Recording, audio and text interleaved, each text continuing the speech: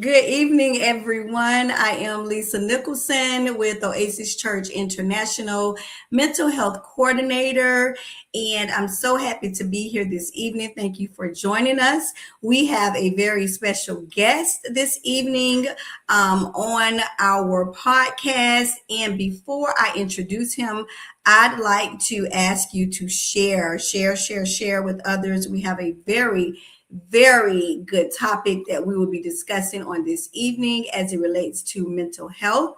And I would like to give a shout out to my pastor, Pastor Cassandra V. Fullwood, for allowing us to move forward, continue to move forward with all things mental health, bringing awareness, and also providing support, education, whatever we can to our community on mental health. And without further ado, I am going to introduce Mr. Jason Neal give you an introduction of himself. Jason is an acquaintance of mine that I've met. Wow, it's definitely over a decade ago. And he actually ended up being a vendor at Manor Care when I was working at Manor Care Health Services, and it was through his gym. So we're going to talk about that very soon. So Jason, it's so good to have you here on this evening. And if you would just go ahead and introduce yourself.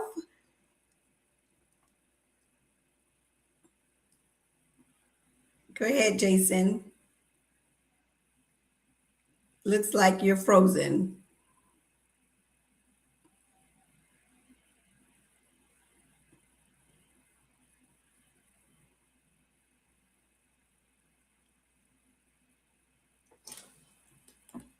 Go ahead and unmute.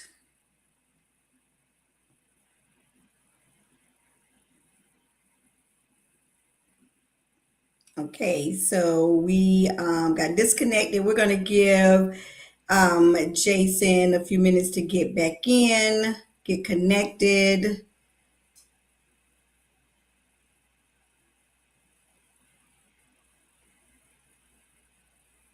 So again, just share with others. Very good topic. And the topic is bullied to gangsta to fall. Bullied to gangsta to fall. So if we could just bring Jason on screen, on camera.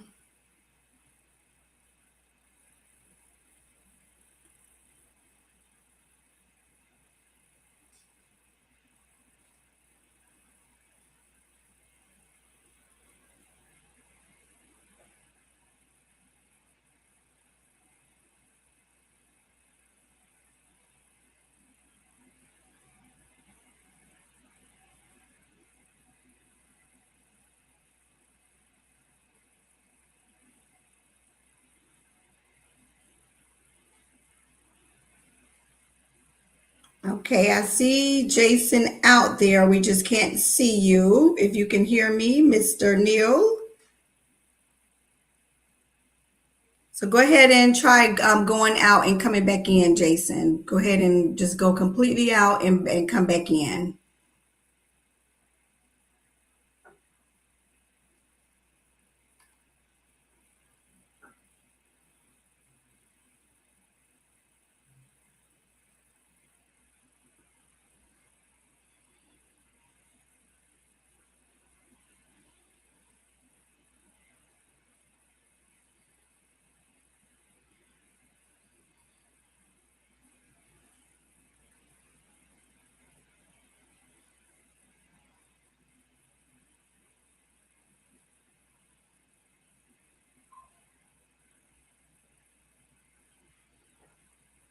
Okay, just bear with us.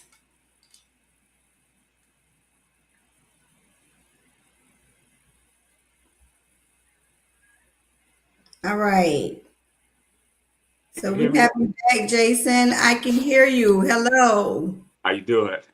Good. How are you? I'm okay. Can you see Good, it? good. That's okay. So, again, thank you so much for joining us, Jason. If you could just go ahead and introduce yourself.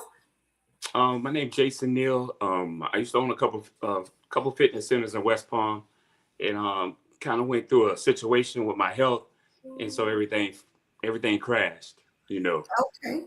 but Okay. that's what happened. Okay, so before we even get there, just give us a little background about yourself, where you're from, what kind of businesses that you've had in the past, what you're doing now, and then we're going to jump into the topic. I used to own the fitness centers, just like I said, but then how I got there was from my background from being a gangster and crime, and I Okay, ended up okay, trying to be successful, and everything just crashed. It came full circle. okay, all So right. but I understand where it started at with the mental health in the beginning of how I got there. You know, Okay, so we'll it get was there in a really few mentally. minutes. So Jason, are you from the West Palm Beach area? Yes, yes, yes. I was Okay, born in New all right. York. I was born in New York, but I moved here when I was like, I think 13. Okay, okay, you Yes, moved to Brazil. All right, okay. So, yeah. welcome to Oasis podcast again. And Jason, I think we're just going to dive in because I know you're ready. You seem like you're ready to dive on Oh, it's in. So all good.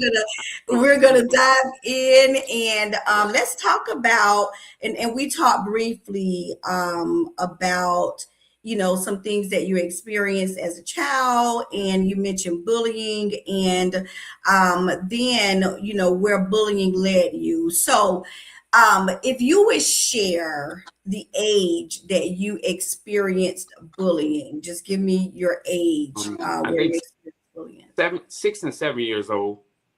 Okay, That's where so it in started. oh, wow, wow. All right, and then go ahead and just share with us how you were being bullied. Um, as being my mom had three kids when she was 18, 19 years old. So I was staying with my grandparents. So that's really all I remember in my early part of my life. My Mm-hmm. grandparents, you know what I mean? But it seemed like I was the one that couldn't function like the other nephews and cousins. We had a big household with like 12 of us in there, 12 kids. And Okay. I was the one that they like, the flunky, they would call me, because I just didn't pick up on things that they did so fast. They were very talented. My family is very talented. Like they play the drums, they sing. I couldn't do anything. Mm-hmm. But I was just the one that needed that a little bit more affection and that special need, that attention. I was a loner, very singled out. And I stayed myself a lot because I felt abandoned, Okay. because I needed that my only love I ever felt when I was a kid was from my grandfather and my grandmother. My mom was gone, so and then that's where it really started at when you're a child, when I was a child, things Mm-hmm. like that. I felt inadequate to be around people. I felt I was very, very shy, Mm-hmm. very insecure. My other cousins were talented, would go to church, they would play everything. I was very insecure. I always wanted to stay out the way. I Right. lost my power, Mm-hmm. you know. Mm-hmm. And then when I got a Yeah. little bit older Mm-hmm. and I got trained by the bad influences in the neighborhood, I got my power back. And then I never Okay. wanted to I got. relinquish my power. Once I I. got it with the violence, the guns, and the cocaine and drugs and all that violence, I finally Okay. got my power. And Okay. once I I got got it back, you. I let go. Okay. So, when you were going through that, wow, that was a mouthful. When you were going through, that between 6 and 7, the bullying, did this come from kids in school? Did it come from family? Did it come from neighborhood children? It came from school and my family. The only peace I had, I think, when I was a kid was when I was with my grandfather working in the apple orchards. Anything after that, I don't remember because it was very traumatic. Okay. Only time I had peace was when I was with my grandfather working in the apple orchards. Nothing else. I never enjoyed school because I couldn't read, and no one ever took the time to teach me how to read. Like even but the most horrendous thing I remember as a child is going to Bible study. I Mm-hmm. was so scared of Bible study because back then they had those Bibles that people say thou, they, the, I'm a Mm-hmm. The kid, King James version. yeah, it was so hard for me to read, and then people would laugh at me because I couldn't read, and I would be terrified to go in line like they have the kids read in Sunday school. I was Mm-hmm. terrified. And, Right. I just felt like I would be successful, at anything. Like I was so scared to read. Even it followed me through high school, middle school, and high school. I couldn't read. And they don't teach, they don't take time to show young black kids, deal with certain black kids. And then we become criminals because the streets become our Right. teachers, not Right. school. Right. Yeah. Once I became, It's so true. It's so true. I've heard a lot from our black men, especially that was also, excuse me, also in sports. And yeah, I found out, when I was an adult, never really knew it, when I was in school, but found out, as an adult that a lot of my classmates did not know how to read, were not passing their grade because the teachers were not taking the time with them. But as long as they can play sports, then they would just pass them on. So I mean, I hear what you're saying, and I mean, it's really, sad that our black kids, have had to go through that growing up. And I believe it still happens today, but I do see how the public school systems have changed. And I know they have like the tutoring, and all of that, but you didn't hear a lot of that when we were growing up. So it's so true, Jason. So just going back to the way, the children, family members, I know that had to be, tough for you, family members bullying you. Like what type of things were they? Was it just like the picking on you, or were they making you do things that, are pushing you up to do bad things? What would you say? I think you have a bad connection. I'm picking up a little bit, Lisa. Can you hear me? It's Yes. an echo in the phone. I'm sorry. It's okay. They were just real, they were cruel, like they're gonna. I don't like to use this word because I use special needs.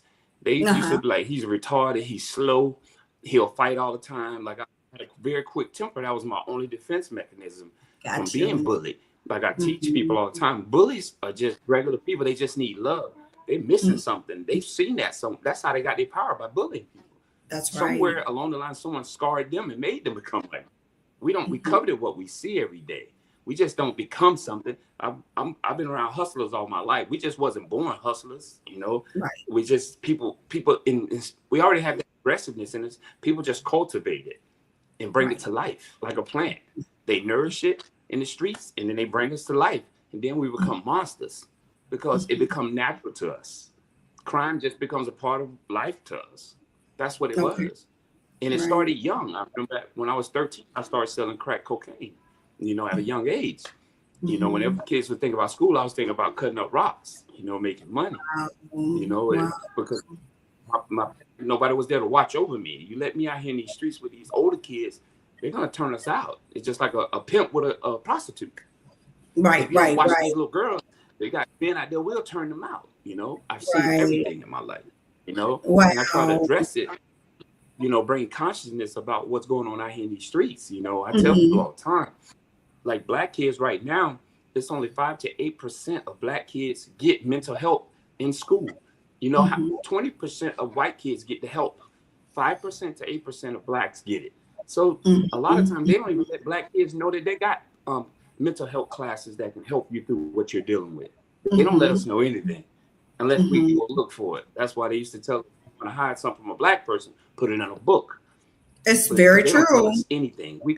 Absolutely. But right now our kids are getting taught by the internet. The internet was the worst thing that ever was invented.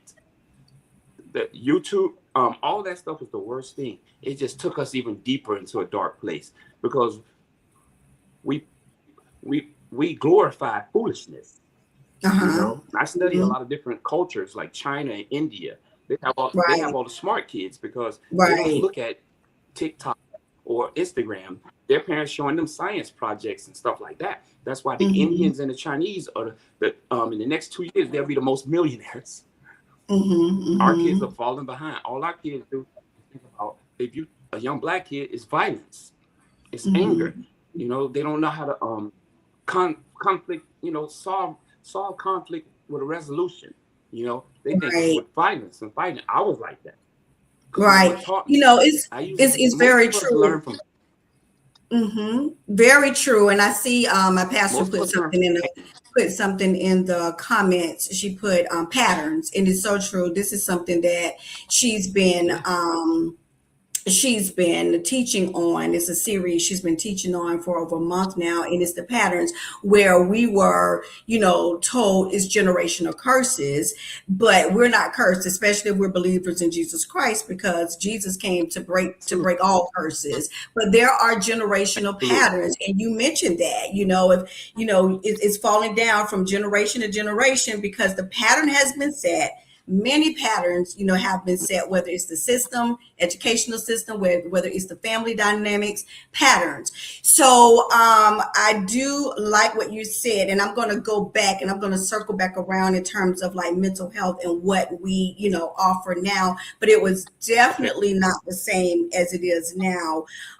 So I want to know, like, you were introduced to selling, cocaine. So was it from, and then, yeah, we're talking about conflict resolution. Absolutely, Pastor saying, yeah, conflict resolution, as well. And not having nobody there, to even really go to, that's very hard on the child. So when it came down to selling drugs and living that, gangster life, who introduced you? And I hope you all are sharing this with parents, anyone that have children. Please watch, share, because it's so important. And you're listening to someone that went through it himself. It started out with bullying. He began to have some mental health issues behind it because he started feeling inadequate. He didn't feel like the rest of it. He started feeling isolated. He started feeling abandoned and rejected. So all of these are things that individuals go through, and these are traumas. These are traumatic experiences. So Jason mentioned that what he went to, he felt like he had no power. He couldn't read. He couldn't do anything that, others did. So what he mentioned is he went somewhere where he can feel empowered and feel like he have the power. So now he's resorting to the streets. So Jason, so who introduced you to the streets at 13 years old? Was it family members or the street people in the neighborhood? No, it was the guys in the street. They just embraced me, and they were like my father. I Got can't say I grew up in a decent household, but I right. have this type of personality that's very addictive. And once I like something, I love it. And it just Gotcha. grew out of control where it became normal to be violent, to sell keys of cocaine. And then when I became there, I felt like nobody could stop me because money gives you power. It shows you who you really are. It really does. I tell Yep. people all the time, I've had every car you can imagine, all the millions of dollars. It still didn't give me Mhm. happiness. It still was that Right. pain from my mother. I needed my mother, when I That's was a kid. I said, but now me and my mom have a great relationship, right. and it Hmm. healed me. But I try to teach kids now, if you don't watch these kids now, someone else will raise them. And that's the problem with Right. African Americans, because we had kids that's so young, we don't know no better. We never had parents. It's like a trend. It's not a curse. Yes. It's like we don't Pattern. take Hmm. responsibility. And Right. I watch a lot of Jewish people, and I watch a lot of other races. And I was in business, so I can watch that. I made millions of dollars through these people. And I was like, they would do business with each other, and they would always build each other. We're the That's only right. people, if you watch anything on YouTube, it's something negative about us. Everybody talk negative about black people, even us, instead of us bigging each other up and helping each other and saying, hey, no, I'm not going to let you down, my brother. I owned a That's business right. that had 10,000 members. I had maybe 200 that were black, and Wow. the rest were white, Caucasian, Italians, Hmm. Jews, it was such a group, it was such a vast variety of different people, but blacks didn't support me. They Wow. always mention like, oh, he got it because he was a criminal, a street guy. They don't think I heard these things, but I'm the type, you know, it is what it is, you know. And Right, I tell people all the right, time, what's understood don't need to be explained, you know. And right, that's what happened. And exactly. now I work with kids to teach. I talk at schools like, hold on, you guys got to watch these kids just like a daughter. I have daughters, Right. I watch over them. I'm not going to let them be Mhm. running the streets and doing what they want to do. No, I'm going to put structure in your life with a little Right. discipline, and that's it. We've lost discipline, you know. Yes. The kids are out of control. They talk back to teachers. Back in my day, you couldn't do that, you know. But these Right. kids are out of control. But it's Exactly. not their fault. It's It's the not people that we right. put over them. It's the grown-ups' fault. They want Hmm. love. All these kids just want you to tell them that you're proud of them. I love you. I'm proud of you. But that's the problem. We don't do that. We punish them all the time. We say you're bad, bad, bad, bad, and we don't give them Right. hope. So I had no hope. I was lost. The gun gave me hope in selling keys. And when I became popular and money and women, that gave me. I was already insecure. It just gave me security, and then it just got That's out of control. That's so good. You You know know. what? Let's And then let's when I just lost, pause right there, Jason. You know what? What you just yeah, said was so good. Everything. But do you all hear yes, Jason? He said it was money that made him feel that he had control. That is what's happening. He also mentioned about he was vulnerable. And that's what happens. You know, people are going to be able to pull you in, especially those negative forces are going to be able to pull you in when you are the most yes. vulnerable. And that's what happened to this child. This was a child who had already gone through some things from a family dynamic standpoint. He didn't have his mother, his grandparents. What about your father, Jason? Was your father in your life at all? No, I just reached back out to my father after 20 years and told him I forgive him. I Very was like, Dad, good. I'm not mad at you. You know, he's like, I'm sorry. I was like, I can't, because I wouldn't have became the man I became from all the Right. struggles. Something good came out. I might have had billions of dollars and lost all my gems, but I Right. tell people all the time, you know, dealing with illness, it showed me people of faith. That's why I tell people to focus on your dreams and aspirations. Don't let Yeah. someone tell you what you're good at. Ask God to tell you what you're good at. Go to Right. That's God if you right. need any answers. Don't go to people. That's If you have a right. relationship with God, God will show you your gifts all the time. I didn't know. I thought my gifts was Absolutely. robbing and selling drugs and robbing banks and doing all that bad stuff. That wasn't my gift. God just gave me a Hmm. little grace out there. Right. Yes, That's he all He did. did. Because all my friends caught him in prison for life. He didn't give me life in prison. He gave me an illness, Mhm. but I understood that you don't get away, Right. you get by. I always Right. tell everybody, So don't get away. That Jason, energy you put out there is gonna come back.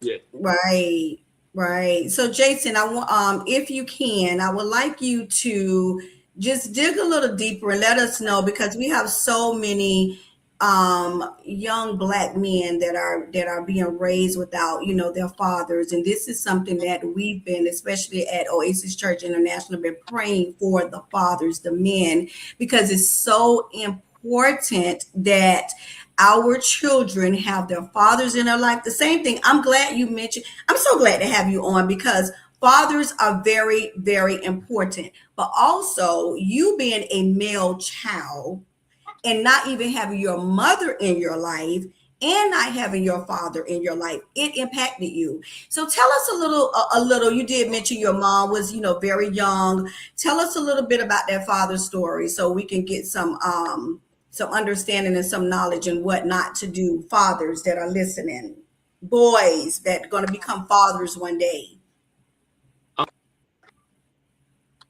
What I do, I tell young men to take your time. The problem is, let's say if I went to your church, right? I would start a program for young men. The first thing I would do is get them together and spend quality time with them and give them a part-time job so they have something to occupy their time. And then they get a debit card where they earn their own money every week so they can go buy shoes and not want to sell dope and not want to do other things that can get you in trouble. Idle mind will get you in trouble. That's why Right. I tell people stay busy. If you keep looking Yes. at positive people and keep them structured, they won't go the wrong road. They'll stay right on it. They'll know I'm doing the right thing because they're getting everything they need. Most people do bad things for peer pressure is number one with black men. I Yeah. want that nice jewelry. I want that shoes. I want them shoes. And I can't get it. Your mom don't make enough. She's on welfare struggling. They're going to do anything they can to get it. All I need to do is whisper in their ear, say, hey, I'm gonna teach you how to get them shoes. I'm gonna give you this dope. You go to school and sell these weed and bring me my profit. You keep your profit. Now you can go get those shoes. See? But why not teach them how to go get a little part-time job?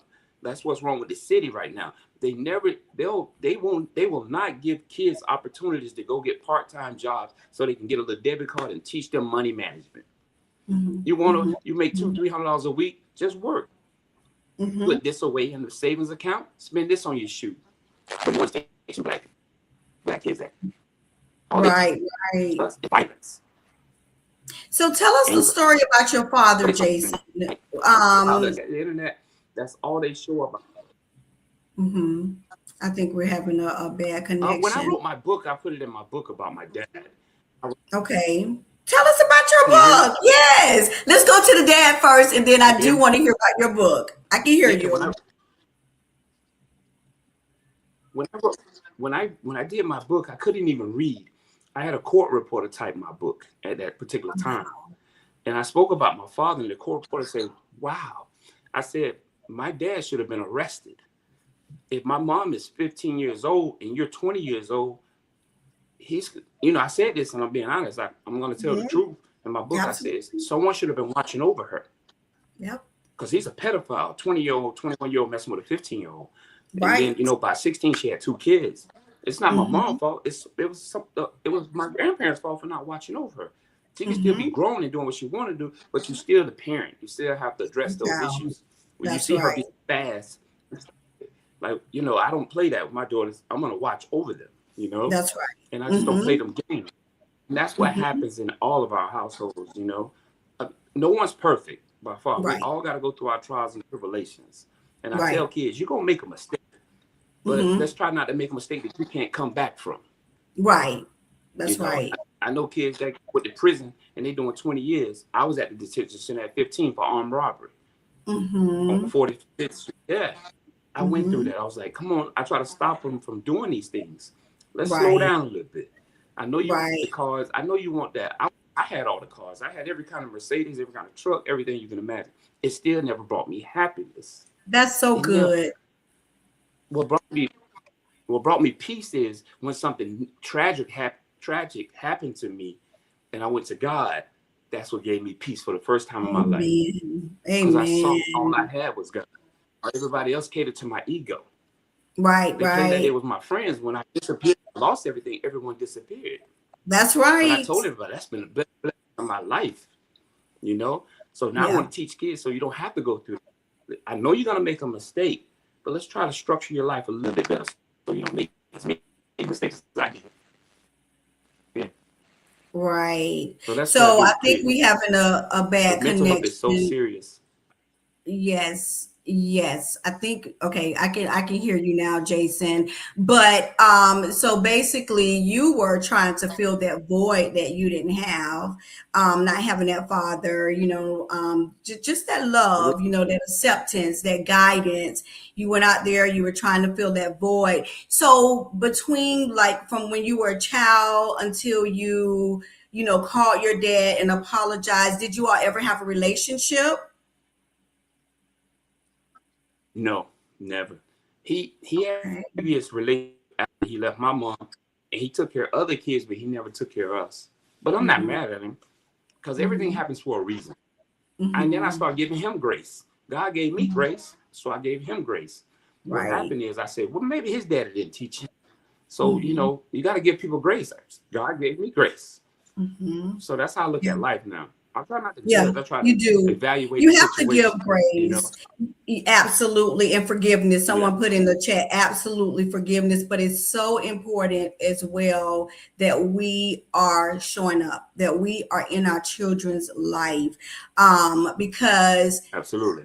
A lot of times, most of the time, those things can be avoided, if we showed up. if we are present, if we are raising our children right, these children now are raising themselves, get into trouble. Now you have parents that have done everything that they can, and that they still may want to choose the wrong path. But 9 out of 10, there is somebody that is missing. There's dysfunction. Like Pastor said, dysfunction is real and impactful. There are patterns. There is some type of pattern that is in that family that has not been dealt with. You have the general, like I think you may be a bloodline breaker. I say I'm the bloodline breaker, in my family, because I have followed patterns. I was raped at 14 years old. It was my Burger King manager. Now, I should not have been. And the thing about it, the reason I kept it silent, you said something very, very true, Jason, and profound. You said she may have been fast and all of that. And that's what us young girls were called. It was fast. But no, it is, this child is hurting. This child is missing some love. So what she is doing, or what he is doing, is going out there and getting it from whatever means that they can. My Burger King manager, looking back, at him, this man had gray in his beard. So I don't even know if he was in his 30s. I am not sure, but I was 14 years old. And where he was supposed to be taking me home, it ended up, going another route. So so what happens is that you suppress that. You don't want to go to your parent because you're afraid that they're going to call me fast. They're going to be mad at me, whatever. And then years go by where you're in bad relationships, where you're out there, selling drugs, doing whatever you can to cover up that pain. So I hope people are really listening. Absolutely. I'm so glad you mentioned that about your mom. She was young. There may have been patterns in her life, but it has to be a bloodline breaker where we say stop. So I'm so happy you have forgiven your father. I had to do the same thing, with my parents, because I've gone through some things, in my life as well. My father not being there, in my life, and, having a hurt mom. So again, it's patterns, so my mom was hurt. I was hurt, going through my life, and it goes on. So I'm a bloodline breaker. So I don't want to. Yes. So I want to kind of talk about, we talked about the gangster. You went to the detention center. I heard you mention that. And then have you ever been incarcerated before? Yes, I was, but I had so much money. I was not scared of the state. I was always scared of the feds, because they're a little bit different in the state. I could beat the state when you got millions of dollars and stuff like that. You could pay the best lawyers to beat the state. You can't beat the feds. So that's I was always scared of the feds. That's it. Nothing else scared me, because when they come, they got you. It was a cat and mouse game we played. They knew I had all the cars. I would hear from other people that I had on my payroll, cops involved too. Oh, them people want you, Rock. They want to know how you driving these expensive. How did you get that kind of money? They know how much money you put in those gyms. They know. They seen that, they can go behind. And I was like, catch me if you can, That's like, I was trying to get out the game, because I know you can't keep playing the game. I tried to invest, but I always tell people, you can't get away. If you put negative energy out there and you do bad things, it's got to come back some kind of way. It's not going to come back the way you want it. It's going to come back. And that's what I dealt with. So I'm at peace with it. Right. So explain the feds.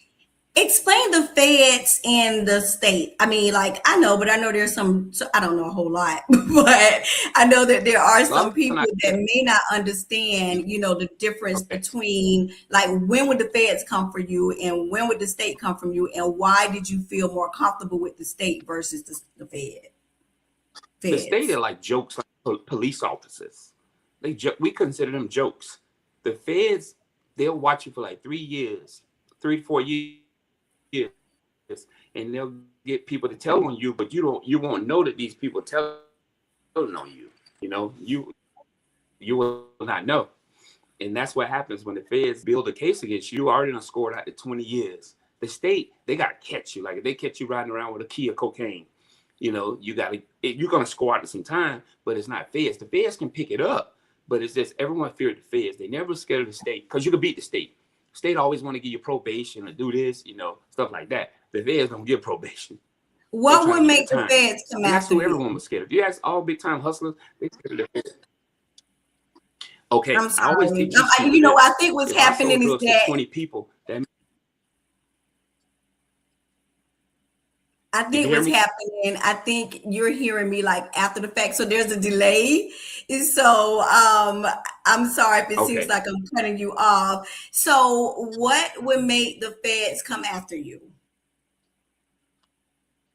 When they see you shining with them nice cars and people start talking, and that's what No, tell me happens. about from a I legal always tell standpoint. people this story. Okay, from a legal, this is how they come after you. If you campaign, you will get elected. That means people see it. If I'm driving a $150,000 car, right, and I don't got no real job, they saying how you can afford that, and they already hate on a black man who have that type of stuff. If a, not to be racist, but if white people see you driving something nicer than them, they gonna have a problem with that. I'm just keeping it real with you. People don't like to tell the truth. I tell the truth. It is what it is.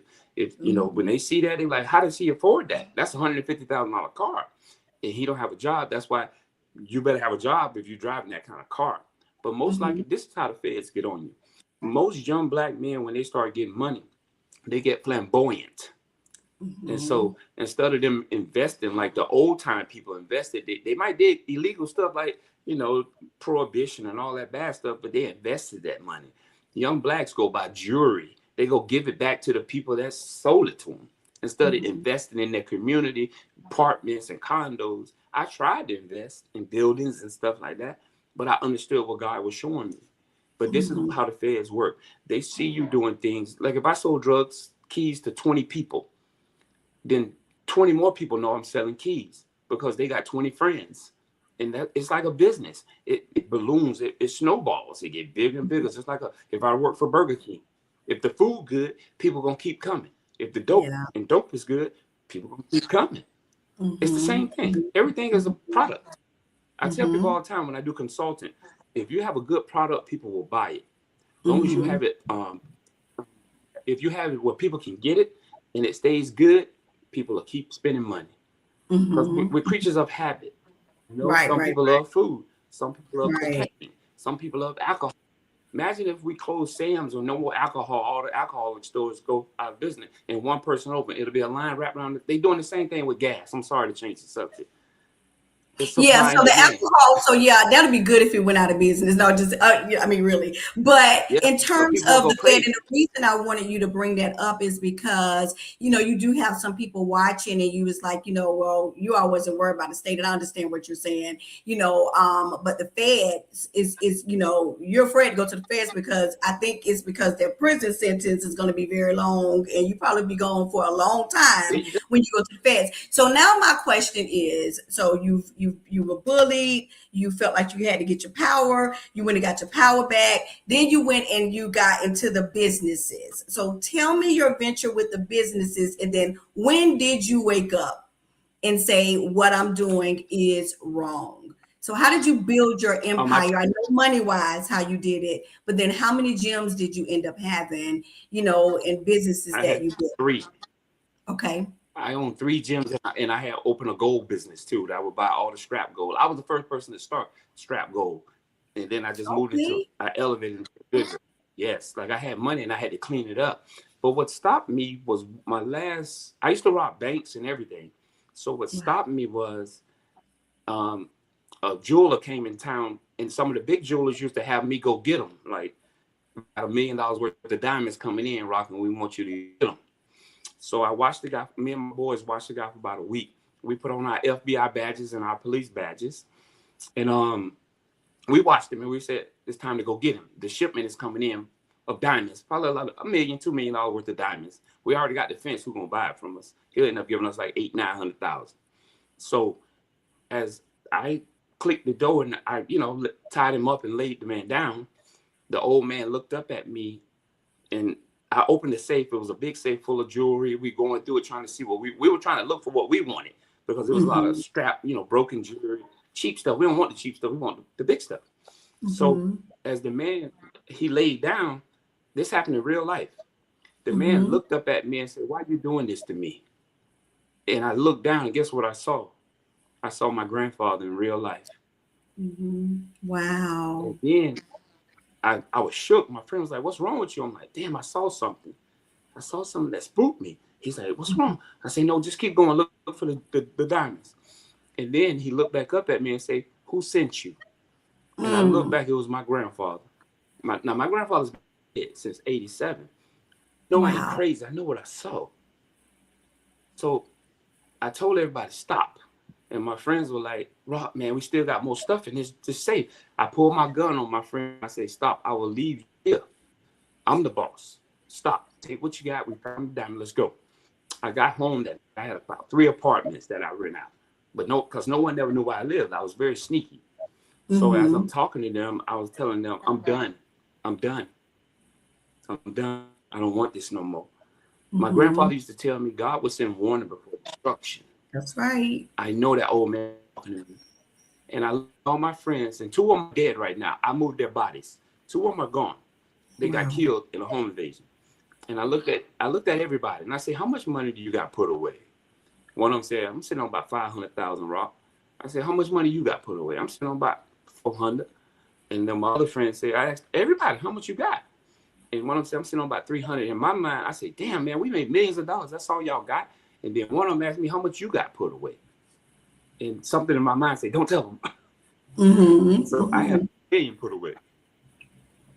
I told them I'm done with this life. So I said, y'all take the diamonds. Y'all can take my cut. I don't want it no more. I don't want this life. You said you had $1 billion? $1 million. $1 million put away. Okay. Yeah. Okay. Wow. A little bit over $1 million. Yes. My own money. Wow. It was easy. It was. I used to open safe deposit boxes and push them down. I had that kind of money. That's how I opened all those big gyms. So I told them, I'm done. I'm done with this life. And I started crying when they left, like a baby, sobbing. I said, God, look what I've become. So what I did was I got my gun and I said, God, if you're real, you better show me. And I put my gun in my mouth because I was at my end of my rope. I knew my grandfather would have been so disappointed. And someone called me at the same time. And I said, I just want to kill myself. And they came over to the house and they were like, don't do this, Rob. Let's go get you some help. Because I I became a monster. I just didn't care. Like, look at what I became. My grandfather would have been so disappointed in me. And so you had become numb. Just like to what was going on. I did so much crime and it became a part of me, selling cocaine and harming people, like even celebrities. I did a lot to celebrities. I have a lot of celebrity friends. They just like us. They smoke dope. They do cocaine. They do heroin. They do everything. If you only knew the people that I know, but power gives you that, Right. I remember one time I was at Vegas and I was gambling and a famous pimp said something to me. He liked the Rolex I had on. And he said, I know you look like your husband. I do. I told him I get a little money. So he looked at me. I'm never going to forget. His name is Iceberg Slim. You can look him up who he is. He said, young man, every time you try to get something for nothing, you're going to suffer one way or the other. And I tell all the young kids this now. Every time you try to get something for nothing, you're going to suffer. You're going to suffer. Wow. It really shows how, number one, how God loves his children.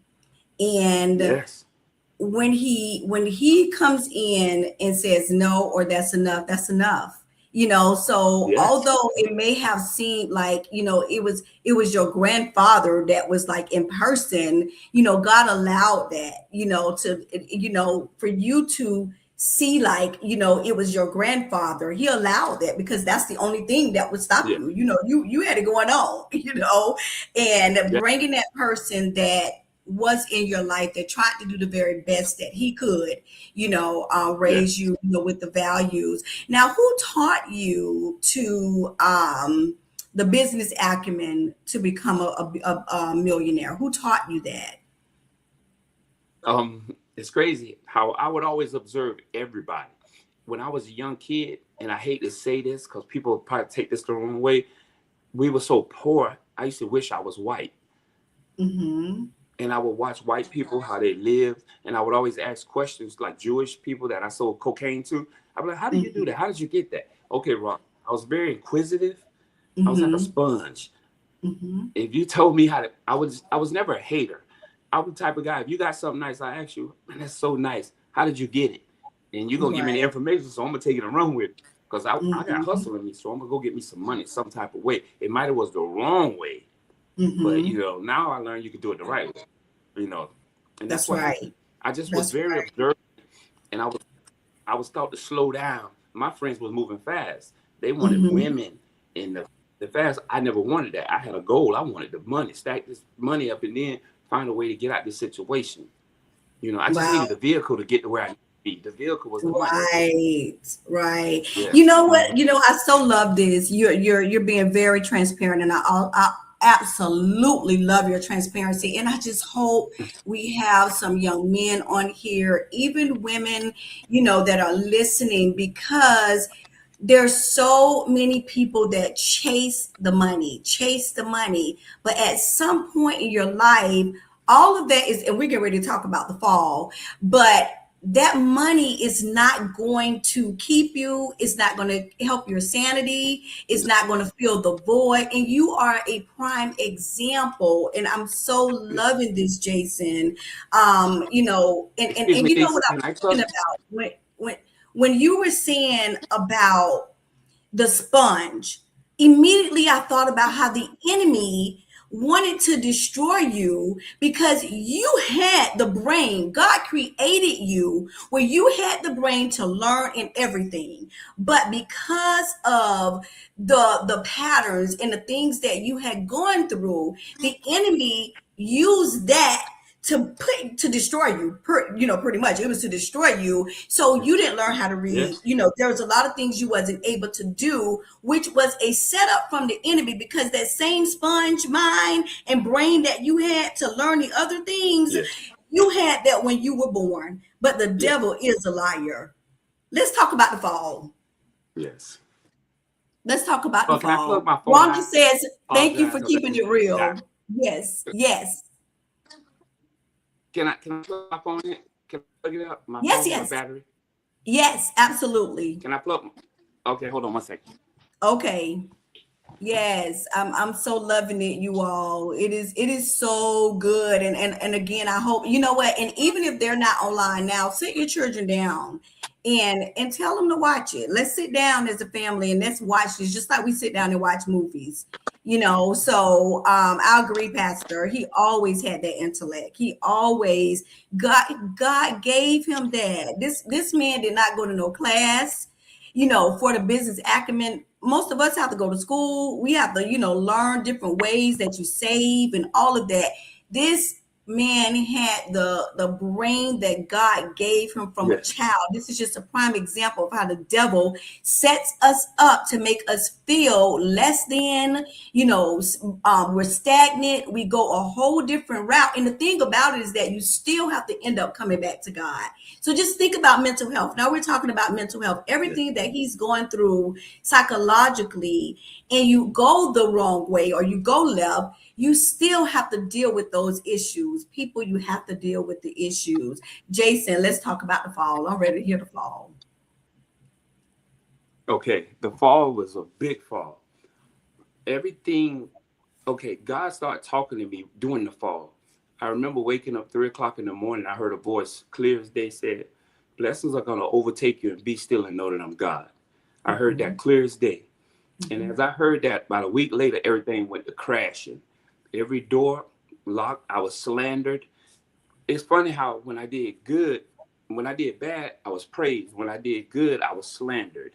And Mm, God told me, you had to see how it feel, how you robbed all those banks. You hurt a lot of people. You got to see what you did.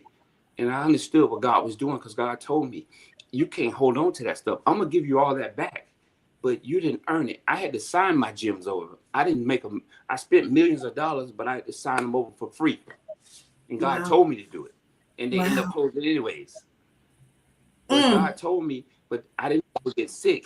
God was saying, you trying to hold on to this. So he allowed me to get sick. When I got cancer, it taught me. I was like, God, why you forsaking me? Why so much coming? I know I did a lot of bad things, but God, why you doing it this much to me? I mhm, said, just don't bring me to an open shame, because I tried to do the mhm, right thing, God. I hired black kids. I hired white kids. I hired everybody to try to keep them working. But God had to show me, you reap what you sow. I didn't mhm. take your life, Rock. At least I didn't kill you. Right. At least I didn't send you to Mhm. prison like your friends My friends in prison called me all the time. They were like, "You got away, Rob." I was like, "I didn't get away. He gave it back another way to me. You know, he Right. disciplined me another way. He had to show me error in my ways, so at least I can Mm-hmm. go tell someone else, don't do this. This what's That's gonna right. happen." You know, and then Right. deals went. All the deals I had a big deal on the table with Don King. It went down. Everything, everything Wow. went away. All the celebrities I had business dealings with, every door closed. And then when I got sick, God told me, "You better sign it over because you hurt people to get that money." Mm-hmm. And he Mm-hmm. said, "I can't bless that." And I tell people all the time, God is a just God. Yes, he God is is. just. And I Yes. tell people all the time, everyone gonna get their turn on that seesaw. Right. Everyone gonna get a turn.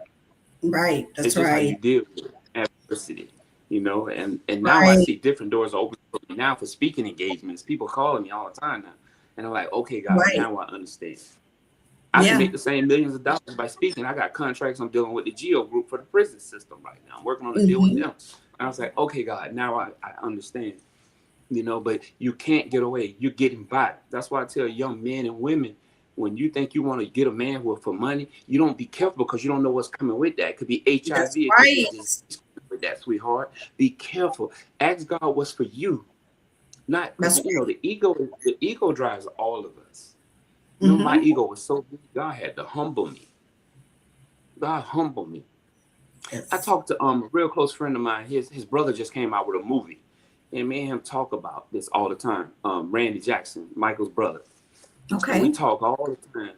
And I was like, "Randy, how did it feel growing up like that?" He said, "Rob, why do you think I'm always to myself now? I don't trust people." I said, "I understand. I understand." Mm-hmm. He's like, "I'd rather be around a street guy like you than around these corporate people. They always want something from us. They pushed my brother to this stuff. He Mm-hmm. teaches me about what he went through as a kid, how his father pushed him so hard. And Mm-hmm. people like these people, they just like us. They have problems. They're sad. They're not happy. Right. And Right. when I fell, God took it all. He took it all. All my cars. He took my brand new Escalade. My mom took. I gave my mom my Mercedes. I was like, "I want to start fresh, mom." Right. You know. He took Right. everything I owned. Right. And Right. then I thought God Oh, wow. punished me. I was like, "God, you did so much to me." I was like, Mm-hmm. I done suffered enough, I think, you know. But you have to deal with the issues of what you put it out there. So I got it back, and I'm at Mm-hmm. peace with that. Mm-hmm. Mm-hmm. From being a So have millionaire to you going to ever nothing. reached out to receive therapy? You know what? A friend of mine told me that today. I was like, no, because you know what I thought my therapy was? Forgiveness and leaning on God. Mm-hmm. He put people like you in my life. People always come in my life and they'll give me a word from God to give me confirmation. So, you know, Mm-hmm. to me, therapy is great. I don't knock it, but I just feel like my therapy was what I went through, was Mm-hmm. Mm-hmm. humbleness. Right. I had to Right. destroy the 6-year old inside of me. I destroyed that and it started, because all of us deal with a 6-year-old inside of us Mm-hmm. that we need Mm-hmm. to make Right. it down sometimes, you know. And that was my Right. therapy, the trauma, the pain from what I went through, losing everything. It's like Mm-hmm. it was very therapeutic, Mm-hmm. Right, knowing that I right. lost So do everything. you feel that from a mental health standpoint, do you feel, and I can relate in terms of a little girl, 6-year-old child, like I learned about little girl Lisa when I started going to therapy. And little girl Lisa is the one that, was crying out for help, did not realize it, raised my children, was a single mom, at one time, went through school, got my Yes. education as a single mom, good job. But little girl Lisa was so broken, and I was operating, I raised my kids as little girl Lisa. And finally, little girl Lisa Yeah. had her fall, and it's just like, and this is, I was diagnosed with having bipolar disorder, and I had my ups and downs with that. But it wasn't until I went to therapy, and I'm going to say this: I am a huge proponent of therapy, but whatever works for you works for you. Like you said, if you feel like what God has brought you through, that was therapeutic for you. So by no means am I saying that, but what I found out about little girl Lisa when I went to therapy, and she was able to articulate it to me. So when I realized that little girl Lisa is in action, little girl Lisa is sabotaging relationships while you are doing well and you're functioning well, even in ministry, little girl Lisa still has issues that need to be dealt with. And until you deal with those issues, you're not going to be in a marriage that's going to be successful. You may not have the best friend that, has been there, pretty much all your life for you. You're going to destroy not you, but then others as well. So both of you. So I had to deal with, and what therapy did, it gave me, coping mechanisms, but it was the grace of God and it was the healing power. I give him all the glory. And then God put that angel in my life who is my pastor. I met her when I was 12, and then she circled back around in my life at 18, who opened her doors, to me, and has been in my life since. And I believe that God sent her in my life, which changed the trajectory, of my life, because had I not had her in my life, who kind of modeled, a lot, for me, from relationship to, being the woman, education, career wise. Now, my mom, I have a very good mom, educated mom, very, very good mom, taught me the fear of the Lord. If she didn't do nothing else, she taught me and about Jesus Christ, so I accepted Jesus at a very early age in my life. But it's so important, to be able to become whole. Pastor was talking Sunday, teaching Sunday about healing verse and being whole. And I see that we lost Jason. I'll tell him to come on back in. But it's so important. I see you, Jason. You're back. So yeah, so it's so important, if you're out here watching, that you get healed. And also, not just healing, God wants to make you whole. And I do believe what Jason has gone through, I believe the hand of God is on his life. Number one, it was on his life before the foundation of the earth. Everything that we're going through, God did not allow it. But what the enemy meant for bad, God takes that and he turns it around for our good. God didn't cause it. Let me say that. God didn't cause it, but he does allow. The enemy can't do anything to us without God's permission. But what he meant for bad, he turns it around for our good. Jason is now going, you wrote a book. You got to tell us the name of your book as well. He's going and he's, helping other people, speaking engagements and all of that. So I wanted to just circle back around from a mental health standpoint, because it is so important that we don't sabotage ourselves, that we don't go left, whatever direction, to try to fulfill those needs, because at some point it is going to crash. Jason shared his crashing. My crashing was an awakening. I've got to get myself together, because I want to be all that God has for me to be. God has blessed me with a very good husband. I am now walking in my divine calling, where now I feel like I'm in my divine calling, we can do everything else. But when we're walking in the purpose and plan that God has for us, I'm telling you, that's when all blessings are going to flow. And I believe that's what's happening with you, Jason. God's going to bring you back full circle where he wanted you to be from the beginning. Amen. And we're going to be praying about your situation as well, in terms of cancer. You shared that as well. Tell us about your journey, with that, and how you're coming back. And it's 8:05. I'm not going to keep you all too much longer. I didn't have an end time on this, like my Bible studies.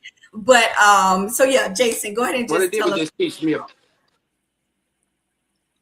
It taught me about the body. It made me responsible, and it makes me want to help other Black people, of our people, because our people are being left behind. The new trials they don't tell us about. They don't even tell us about new drugs that's coming out for women who are dealing with breast cancer and stuff like that. They will not tell us anything. We have to learn by trial and error. That's how we learn. What I want to do is just start teaching people to stop giving money to the Cancer Society and these foundations, because the money never gets to the people that need it. I've seen a lot of people who didn't have insurance. They get like shushed away. They treat them like garbage. They get on a list and they need the medicine. But Black people are studying wearing these pink gloves and pink hats and walking miles the money to the people that don't need it. you know, Mhm. and I'm tired of it. I see it every day when I go talk to people and try to help other people that's dealing with this illness. Like, you guys got to start watching what you eat, you know, That's stuff like good. that. Start going get checked. Black people will not go get checked. I don't understand it, you know, until it's too Mhm. late, till I'm found out. Why not be proactive and It's not the mindset, reactive, you know? patterns. Yep. Mm-hmm. Yeah, I try to teach us that, you know, but you know, I'm still growing, you know. Like I heard you say something about when you change when something negative happened to you, fail. Usually that's what makes us change. And that's why I tell people, Mm-hmm. usually when things going good, they blue in the face to do this, they're not gonna do it. People change with pain. Pain Mm-hmm. alters all of Mm-hmm. us. Mm-hmm. People like That's whenever right. you're good, you're not gonna listen. Only when God sits you down and you can hear then you can hear God when you sit down. When God does Right. something traumatic happen to you, that's usually what happens. That's why I tell Right. people, don't wait till God sits you down to learn a Oh, lesson. that's You know, right. fear him Yeah. now. If I knew what I Right. now, like I would never did those things in the past. Because I could look Right. back and say, Right. hey, look what happened to me. I reaped the Yeah. harvest. So that's what Yeah. happens, you know. And I try to teach Okay. kids that if I made millions of dollars, you can make millions of dollars. I had no Right. education. I just had Right. drive and Right. discipline, you know. Yes. I had the Mm-hmm. guts to go do it, you know. Even if it was Yeah. the wrong way, I still did it. You're right. I still became the first black man in Palm Beach County history to open up 3 big fitness centers with no Okay, I education. missed that. I'm sorry. So I was thankful for that. And I tell God all the time, thank you. Huh? Did You you hear me? became the first black man to what now? I missed It's it. free. The first black man to open up 3 fitness centers in Palm Beach County in the history of Palm Beach. Amen. Amen. Mm-hmm. You Mm-hmm. know, and I tell God, thank you all the time. Experience that, you know. Yeah, yeah. Yeah. And So if you want it it's okay. again, gotta Happy do for a it. reason. Mm-hmm. Mm-hmm. I Yep. don't want it So again. I It like was very what stressful.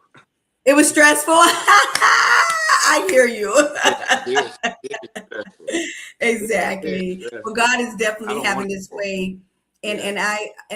I agree.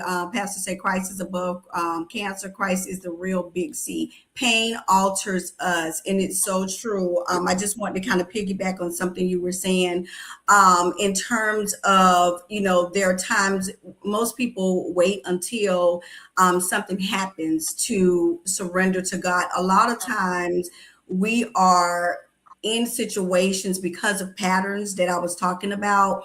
And like, for example, I always Yeah. had the love of God. If it was not for the joy unspeakable and just who God created me to be, I should have lost my mind.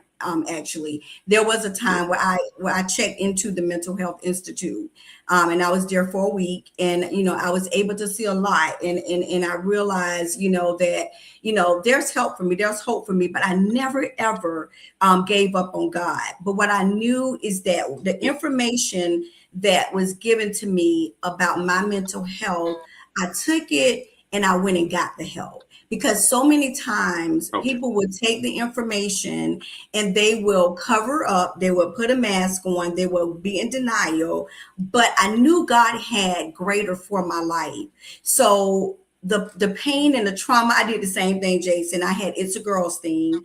Not just that, but the youth mentorship at our church started, reaching out to the young ladies there, because God will use your pain and use it for your purpose. Absolutely, He will. I'm a prime example of that. So I didn't experience, the now what happened was, because of the rejection, I sought love in all the wrong places, which was in men, but because of the way that I was raised, I always wanted to be married. I wanted to do it the right way, but I got into relationships that was not good for me, and I understand. so God is, real amazing, and although, so it still comes back to what we're talking about now.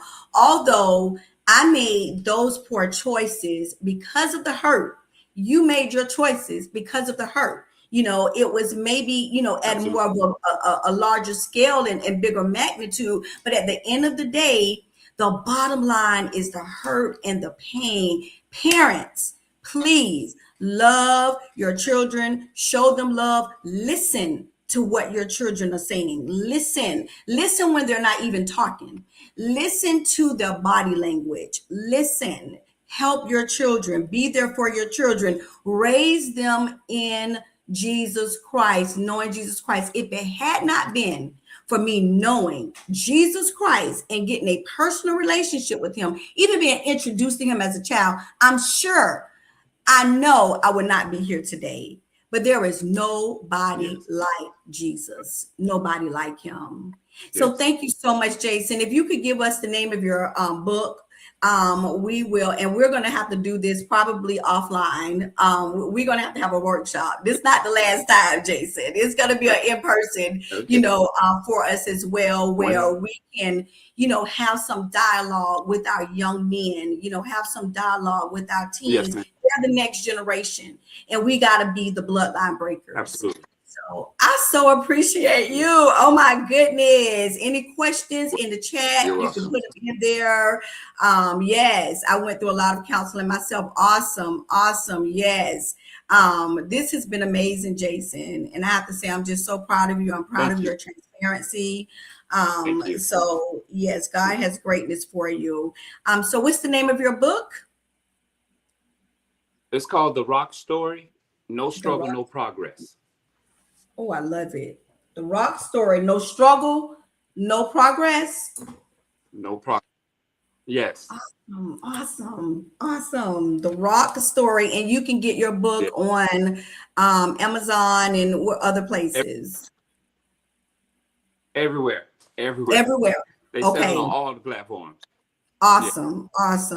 The Rock Story. I appreciate you. We so appreciate you as well, and share. You can share this podcast as well, and we would definitely be in touch to have an in-person workshop. Thank you so much, everyone, for. Yes, absolutely, it's needed.